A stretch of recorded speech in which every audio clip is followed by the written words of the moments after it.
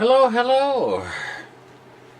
I am doing a reading. It is for those of you that like to do screenshots or whatever like I do. Or else I slow down and stop a YouTube video and read whatever people are showing to me. I will likewise do the same to you or for you. Lakota texts recorded by Ella C. Deloria, American Philosophical Society Library, Philadelphia, copyright reserved, etc., etc.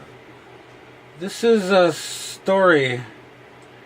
It is translated about 2 different ways per paragraph or broken down. I forgot what the P stands for on this first paragraph. I forget what the G stands for, and it's probably grammar and anyway. And then what the M stands for on the next line underneath, and then the A stands for. But it's translated a couple of different ways, and then paraphrased. And then the story itself is told in at least 10, like in this file contains 10 pages in the PDF. And it is titled An Old-Time Custom at Meals. It is translated from Dakota into English and by some smart people. Smarter than I could ever be, and would ever hope to be.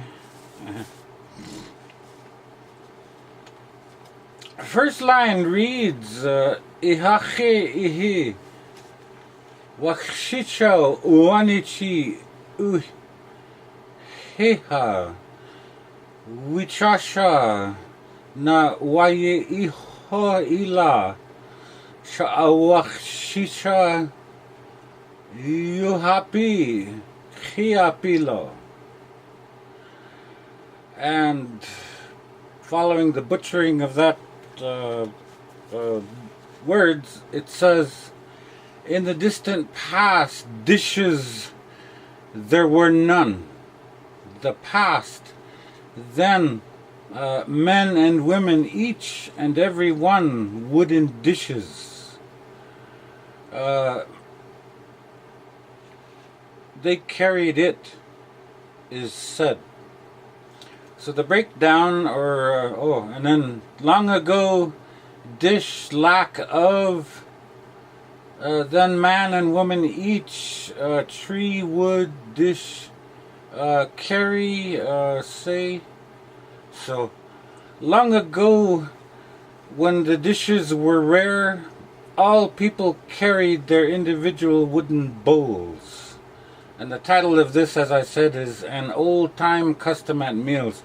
It's a real hilarious story once you kind of read it on your own and think about it and picture it, because it goes from a static mealtime kind of scenario in this story to when a village is under attack.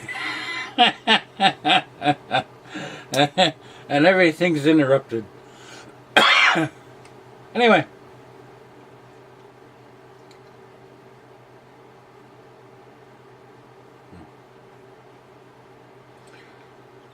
Second grouping is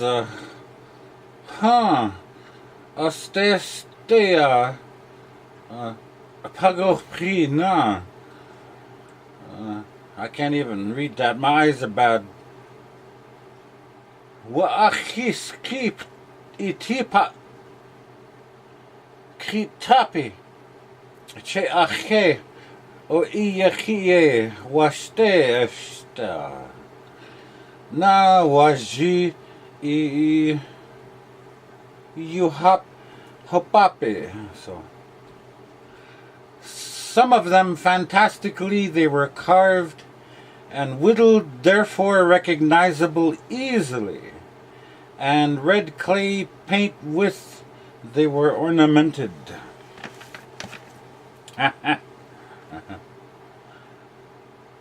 Some of in odd form carved and notched, recognition good, and red earth using handsome. So, second paragraph, and the Ebonics version, or the easy version, something that I would understand, is some of these bulls were carved in original designs so that they were easy to identify, and they were ornamented with red paint in distinctive designs. Second paragraph, 10Oct2017 oyas I shloliapi oa na ago krihena u.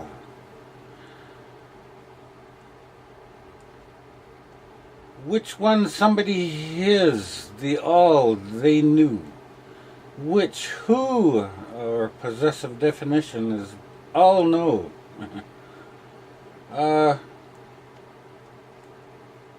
Paintings and carvings, those by means of. Figure and carving, those because of. Or the declination of. Anyway. Which one somebody his the... Oh, wait, I already said that. Okay, everyone knew which bull belonged to whom by means of the carvings and the paintings. So, I'm just gonna... Okay, well, like I said, I hope that if you care to keep your mind busy at times, and if you're like me, you know, I'll watch a video and then I'll pause it, and I will literally take time to handwrite something. If I want to look at it for an hour or two and commit it to short-term memory, then I will. So I know for some of you learners out there that can look at these things and stop the video and read and test your eyes and so on. Here you go. Oh wait, I already read that. Everyone knew the bull which belonged to whom by the means of the carvings and the paintings. So, anyway, fourth. Anyway, thus on account of it, whenever to another house they went, then each time there was cooking, and now they ladled out the food, or they were about to ladle out the food. Then each time they ladled out the food, each single wooden dish. They carried on the side under the blanket, those they wear around the loins, those they drew forth their own, and they were sitting. They take and sit in front of, pushed forward somewhat. They sent their own towards the center, ahead they put. And therefore, whenever one went visiting, the cooking went on, and when it came time to pass the food to the company, then, as a general practice, everyone took out the bowl which he carried on his person, perhaps even under the girdle, and push it forward in front of him on the ground. So, and here, like I said, you can text it. It's called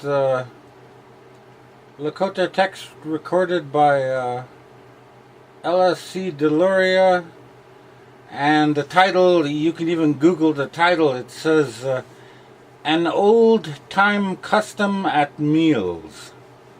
And I found this in PDF form. I find lots of things in PDF form, and then I'm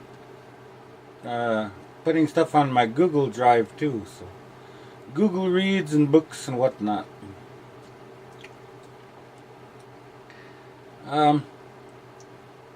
Che wana wia wa loli iha.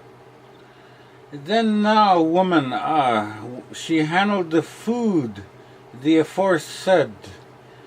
He etcha woyuti chi kripamini. That one, it was such food, the distributing of it. He etcha woyuti kripamini. I can't even say the K's right. I'm a reptilian, I can't say the K's. That identical food and distribute. Auna chawach shisha chilena iwa hach el. She brought it along and wooden dishes. These all into auna chea. Wakshisha Krilina Iya. Oh, that was the same thing. Come hither, and tree wood dish. These all. Waute Ognache. Food she placed. Food and placed. Then when the cook distributed the food, she placed a share of it on each of the wooden bowls. Che'a, which what nachu, wichasha hila. Then they ate, and also men each one. Che wichawa, yut'ana. Nachu wichasha hila. Then eat, and also man and each. Mila glua pe cha eche tiuha. Knife they provided their own, so therefore householder. Or you can say milaki yua. Che cha cha Hecheti you. Okay. Anyway, knife they provided their own, so therefore householder. The past that one knew nothing in that way she had not herself.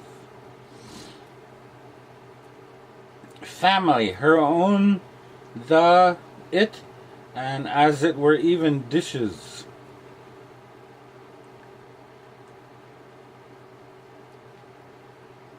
And finally, Wichachuya Shnishke. She provided for them not, they say, Wichachich Yuha Shnishcha. Have and not. And then the people ate. Also every person carried his own knife. And that was why the householders did not feel the need of having many dishes on hand, even for their families, as each member carried his own as a matter of course. And it does make sense. I mean, Mom gets after me sometimes because I'll come over to her house here and get a couple of paper plates and eat some food, and then I will discard the top paper plate that's been soaked with oil or grease or something. I'll burn it, but then I'll keep the other 2 or 3 paper plates that's stuck with the first batch that I grabbed. I'll reach up top in one of the cupboards somewhere, or up behind a microwave, and I'll hide my little stash of paper plate, 2 or 3 that I have left over. They may have a slight grease stain on. I'll take a fork or a knife and a spoon and use it, and then I'll use my coffee cup or something, and then I stick everything inside that coffee cup and I put it aside, and I don't carry it with me all the time. And then of course I'll have all that stuff to eat next time I come eat again, and you know, that's just how I take care of my stuff. And Of course, some people feel the need to wash dishes at every mealtime and have absolutely clean, sterilized food. Anyway, and then the people ate. Also, every person carried his own knife. I already read that. Okay. Echi, ichip hip iela. Ichip beep iela. For in each case or sufficiently. Of course, sufficiently for oneself. A iglu hape, kiu. They provided themselves, therefore. Ichi ahuya, pikiu. I have for or because of. For each person always provided for his own needs. See? See, Mom, if you're watching. Every person carried his own knife and silverware because the householders, Mom, does not feel the need of having many dishes on hand or easily accessible to their drunk, unemployed elder sons. Oh, so even for their families. So each member carries his own as a matter of course. Or in my case, I just grab out of 3 or 4 paper plates at one mealtime, eat, and then discard the top 1 or 2 that are soiled. Hide the other 2 somewhere. Stash my used silverware up high out of the way, and of course, I get yelled at for things like that. But anyway, each person provides for their own needs, and get yelled at and bitched at and complain. Anyway, tuena akta la shni tcha wicha chala na. Nobody again asked, or not, but old men and tuena akta la shni tchawi chala na. Nobody again requests but old men. We knew chala henala hechupi sha.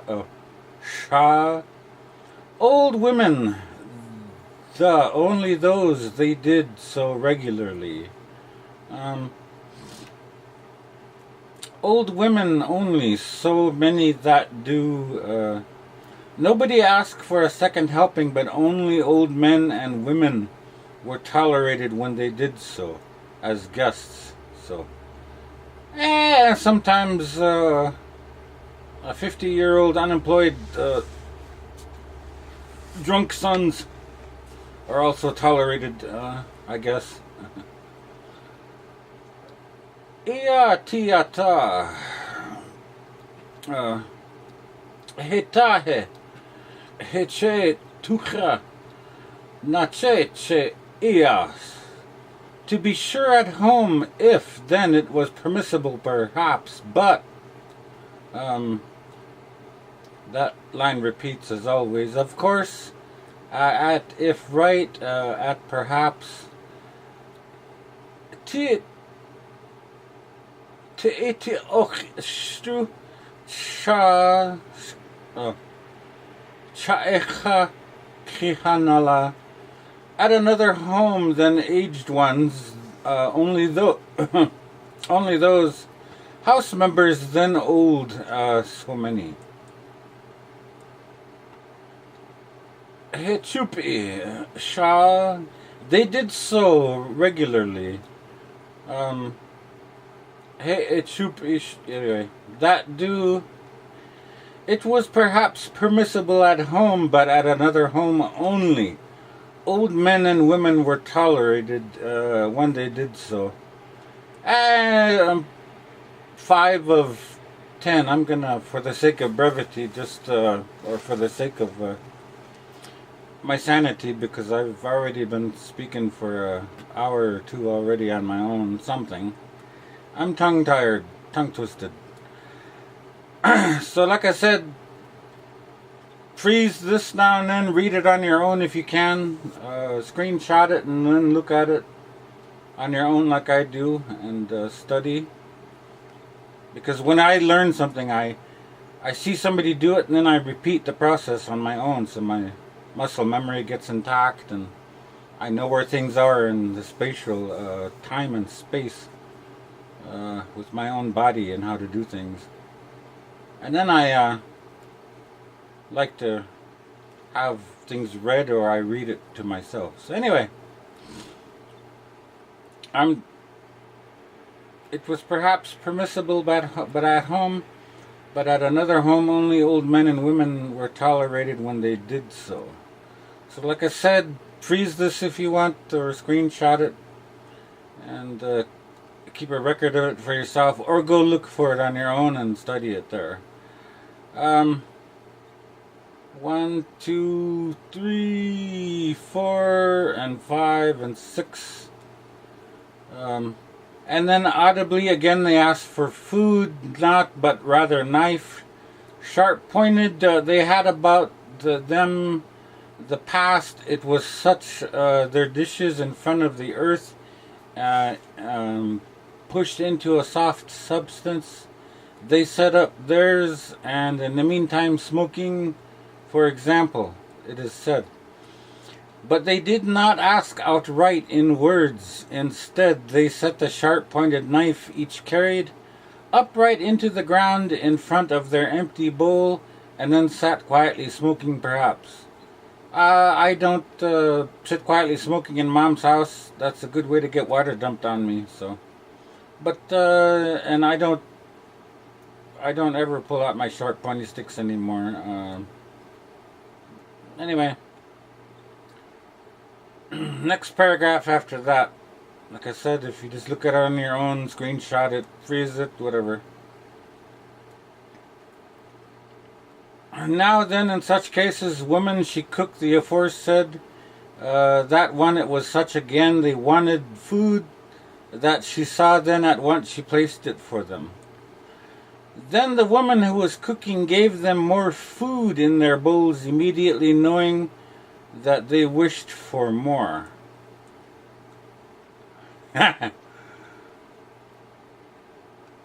Or else it was all gone. If then, well, it is all gone. She said, then they heard it, and again they asked. Or else she might murmur in case the food had given out, too bad, that is all gone.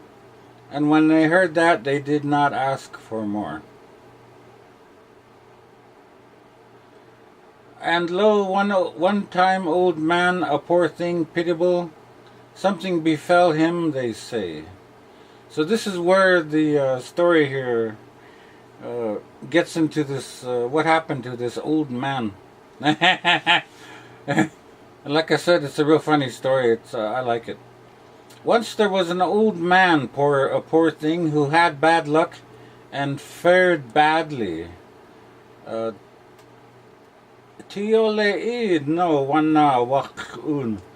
was visiting and went, and now they gave him food.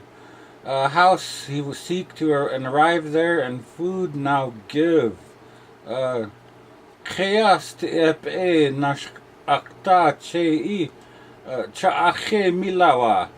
But he ate it up, and again he wanted to go. Knife. Haska cha'a.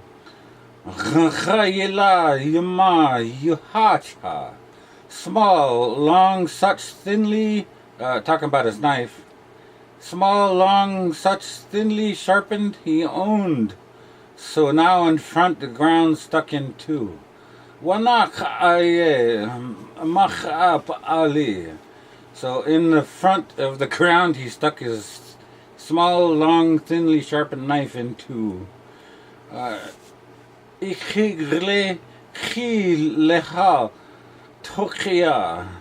said it at this instant somewhere. Nata au wela ia. Charging the enemy, they come. it was said, Higapi.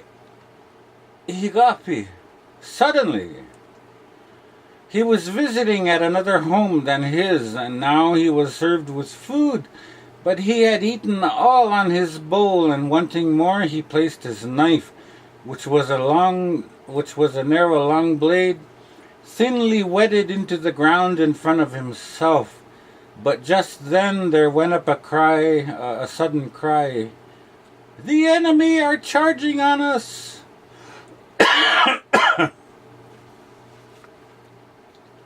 Eche anna huit ahigla cha'ache igna, or ina, is how I remember saying it.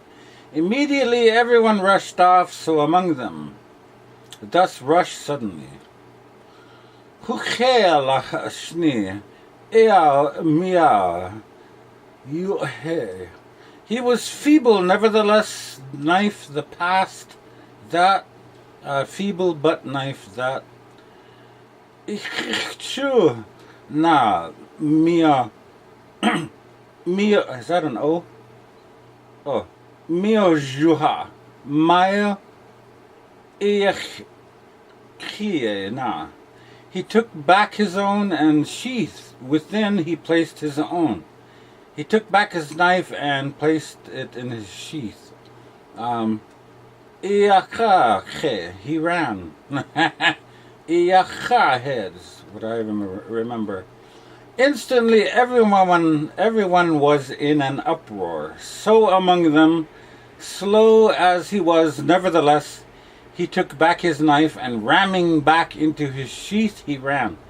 Pay attention to this line. He took back his knife, and ramming back into its sheath, he ran. Pay attention. Because that's really funny. Amacha wa ichta on up pi cha odipia. In the valley, two, they ran for safety, such joining theirs. Inaji yuche koska.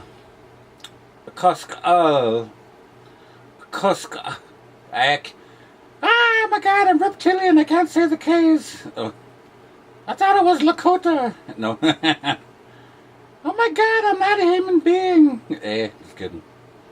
Koska halaka wa ichiela. He went and stood, and behold, a young man nearby. Shuka aka yak yachia, yeah, shakha. Anyway, he beheld a young man nearby on horseback. He went by, yet turning about, Glichu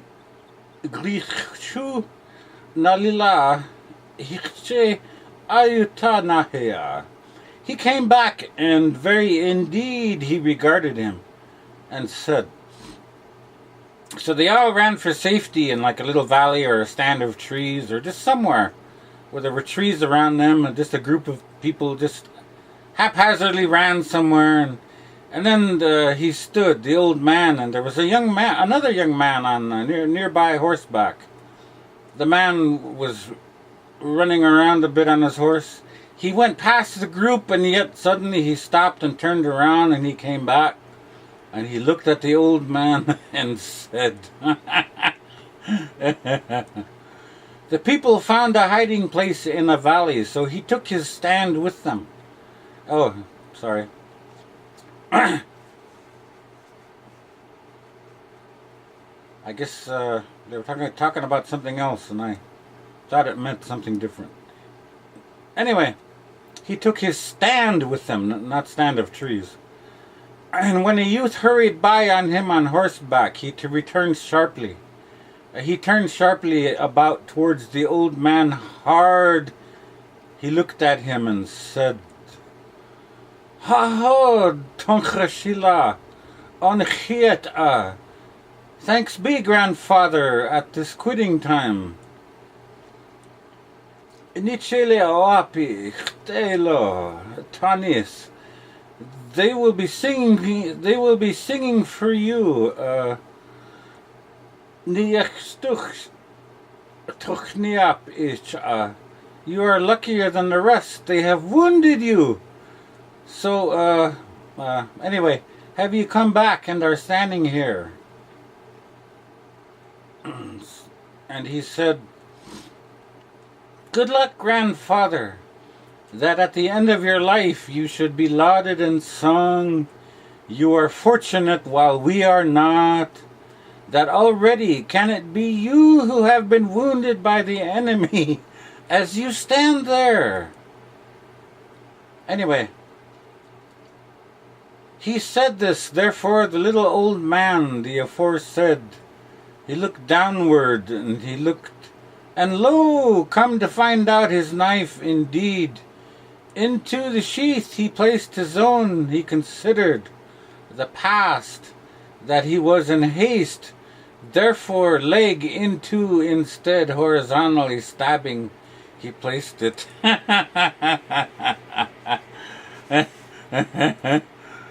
When he said that, the old man looked down, and lo, that knife which in his haste he had thought to have rammed back into its sheath, was run through the flesh of his leg. So,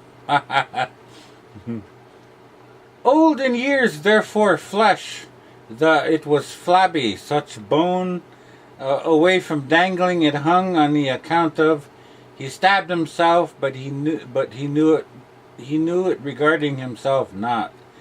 He was old, and his flesh was flabby and numb, and hung apart from the bone. This he had stabbed, but felt it not. Blood streaming down he stood. He was mortally wounded, it seemed like it. Blood trickled down, making him look as if wounded by the enemy.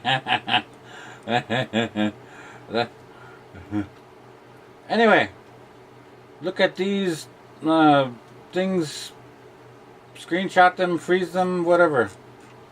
And just for the sake of reading again, because I like to read, little activities like this keep me sane and whatever, I will, I'm just going to go back now and reparagraph, rephrase. Only the translations. Long, long ago, when dishes were rare, all people carried their individual wooden bowls. And the title of this is An Old-Time Custom at Meals. Google it, look it up on PDF or any other format on a couple of websites. But me, I like to keep stuff, so I pull it up on PDF. Some of these long ago, when dishes were rare, all people carried their individual wooden bowls. Some of these bowls were carved in original designs so that they were easy to identify, and they were ornamented with red paint in distinctive designs. Everyone knew which bowl belonged to whom by means of the carvings and the paintings.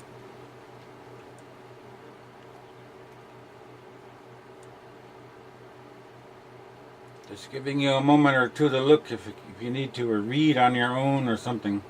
I hate it when people scroll past pages and pages of text, and then because I like to read. So I will freeze the YouTube video and read the damn text. Anyway, therefore, whenever one went visiting, the cooking went on, and when it came time to pass the food to the company, then, as a general practice, everyone took out the bowl which he carried on his person, perhaps even under the girdle, and pushed it forward in front of him on the ground.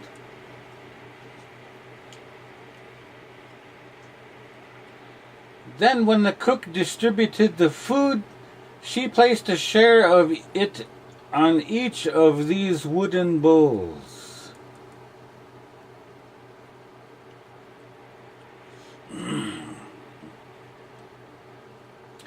And then the people ate. Also every person carried his own knife, and that was why householders did not feel the need of having many dishes on hand, even for their families, as each member carried his own as a matter of course. For each person always provided for his own needs. Nobody asked for a second helping, but only old men and women were tolerated when they did so as guests.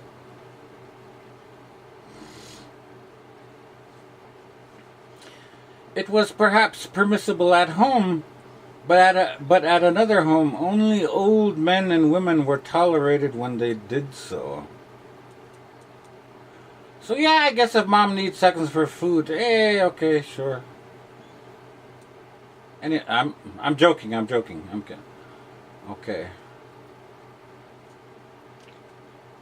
Screenshot this, scroll down it, stop the YouTube video, whatever. But they did not ask outright in words. Instead, they set the sharp-pointed knife each carried upright into the ground in front of their empty bowl, and then sat quietly smoking, perhaps.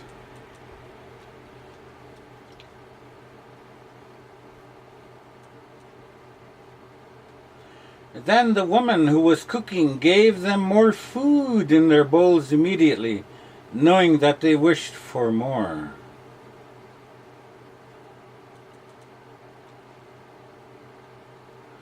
Or else she might murmur, in case the food had been given out, "Too bad that it is all gone." When they heard that, they did not ask for more.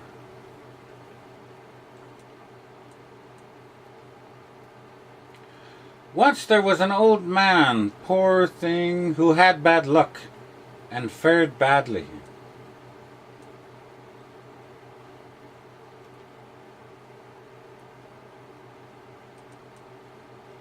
He was visiting at another home than his, and now he was served with food.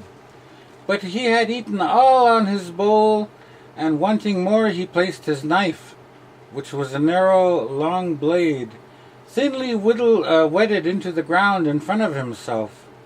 But just then there went up a sudden cry, "The enemy are charging upon us!"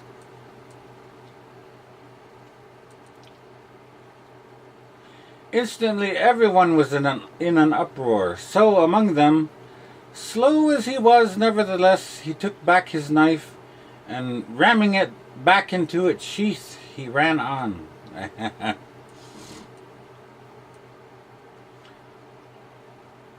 So the old man ate some food, and then he wanted more, but before they could answer him, or before he got his food or whatnot, the enemy was attacking the camp, and the cry went up, and everybody jumped up and took off, and the old man did too.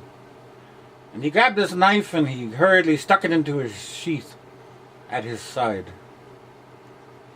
The people found a hiding place in the valley, so he took his stand with them. When a youth hurried by him on a horseback, he turned sharply about towards the old man and looked real hard at him and said, "Ha ho, Tonka Sheila. Thanks be, grandfather. Good luck, grandfather. Thanks be that at the end of your life you shall be lauded in song. You are fortunate while we are not, that already can it be you who have been wounded by the enemy as you stand there."